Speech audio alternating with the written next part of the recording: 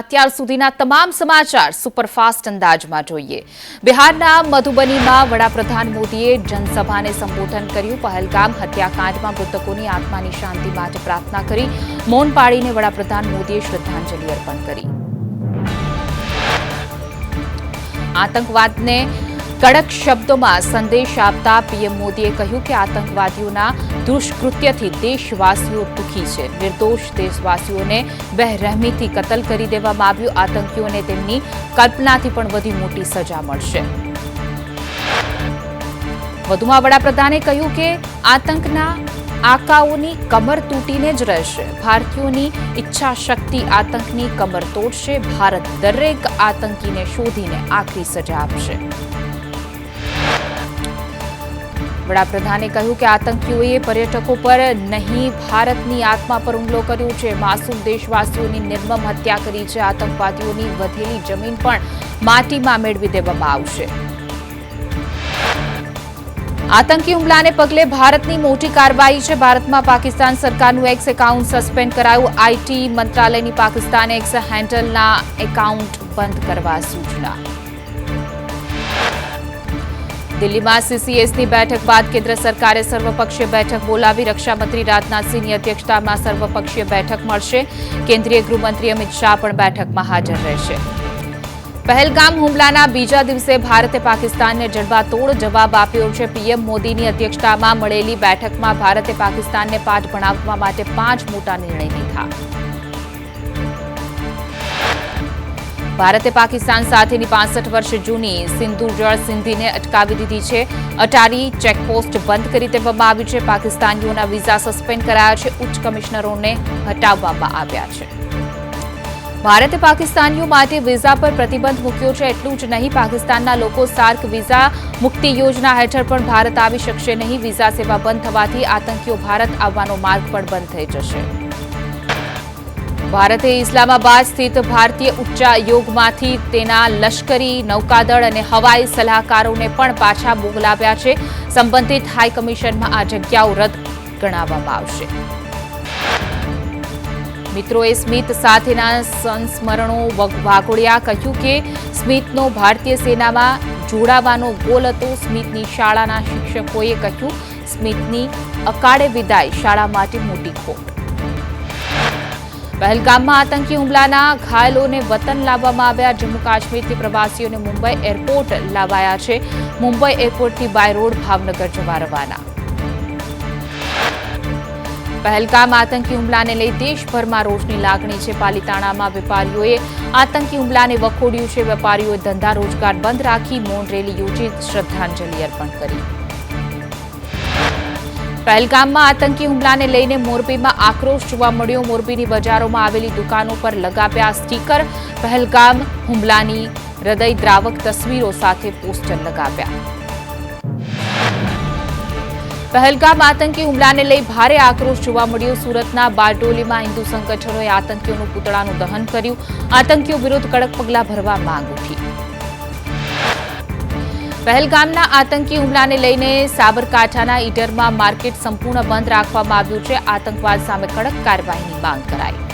આતંકી હુમલાથી લોકોમાં ડરનો માહોલ છે। આતંકી હુમલાની અસર અમરનાથ યાત્રા પર અમદાવાદમાં ફિટનેસ સર્ટી માટે પાંખી હાજરી। સોલા સિવિલમાં ફિટનેસ સર્ટિફિકેટમાં મોટો ઘટાડો। 2 દિવસમાં 2 કે 3 યાત્રિકો સર્ટિફિકેટ માટે આવ્યા। અગાઉ રોજના 20 થી 40 કેસ ચેકઅપ માટે આવતા હતા। ત્યાર સુધી 174 યાત્રિકોને ફિટનેસ સર્ટિફિકેટ અપાયા। ભારતના પાકિસ્તાન સામેના પગલા અંગે ઓલ ઇન્ડિયા ઇમ્પોર્ટ એક્સપોર્ટ એસોસિએશનના સેક્રેટરી હિરેન ગાંધીનું નિવેદન। કહ્યું કે સિંધુ જળ સંધિ પર રોક લગાવી છે, જેથી પાકિસ્તાની ખેતી પર અસર જોવા મળશે।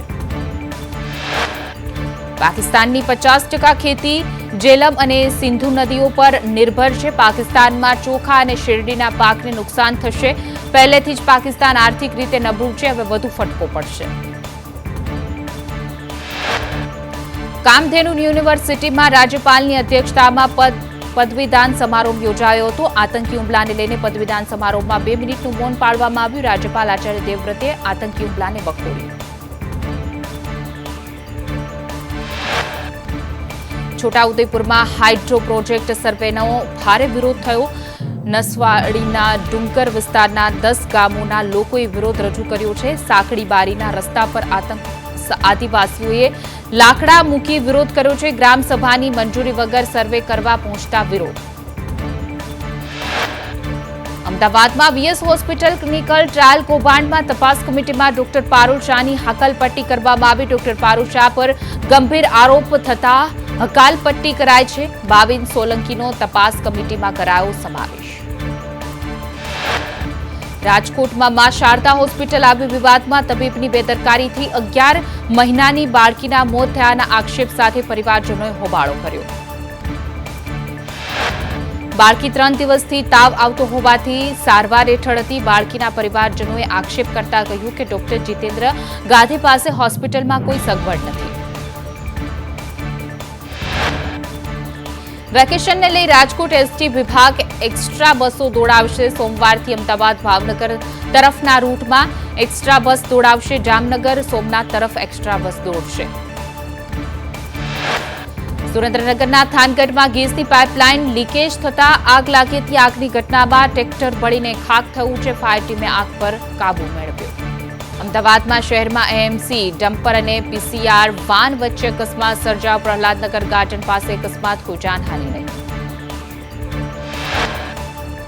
સુરતમાં તન્મય હોસ્પિટલના ચેન્જિંગ રૂમમાં આગ લાગતા દોડધામ મચી હતી. આગને પગલે ધુમાડો વધુ પ્રમાણમાં ફેલાયો હતો. આગમાં દર્દીઓ જાતે જ બહાર નીકળી જતા જીવ બચ્યો. સુરતમાં ઓલપાડ પાસે ભંગારના ગોડાઉનમાં આગ લાગી. અટોદરા ગામની સીમમાં ભંગારના ગોડાઉનમાં આગ લાગતા નાસભાગ મચી. આગ લાગવાનું કારણ હજુ અકબંધ. સુરેન્દ્રનગરમાં ગેરકાયદે કોલસો ભરેલું ડમ્પર ઝડપાયું. લખતરથી વિઠ્ઠલગઢ રોડ પર ડમ્પર ઝડપાયું. 4 ઓવરલોડ વાહનો સાથે 1.90 કરોડનો મુદ્દામાલ જપ્ત કરાયો. મોરબીના નાની વાવડી ગામે હત્યાને અંજામ આપનાર 2 આરોપીની પોલીસે રિકન્સ્ટ્રક્શન કર્યું. પોલીસના ચુસ્ત બંદોબસ્ત સાથે રિકન્સ્ટ્રક્શન કરવામાં આવ્યું.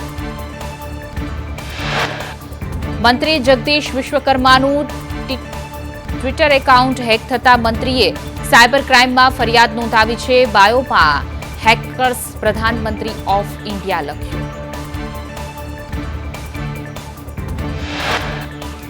સુરતમાં ખંડણી કેસમાં 9 કથિત પત્રકારની ધરપકડ કરવામાં આવી. સિટી વાયન ન્યૂઝ ધર્મેશ વાઘેલા નીકળ્યો હોમગાર્ડ. સંતોષ ગુજરાત પત્રકાર એકતા પરિષદ સંગઠનનો પ્રમુખ.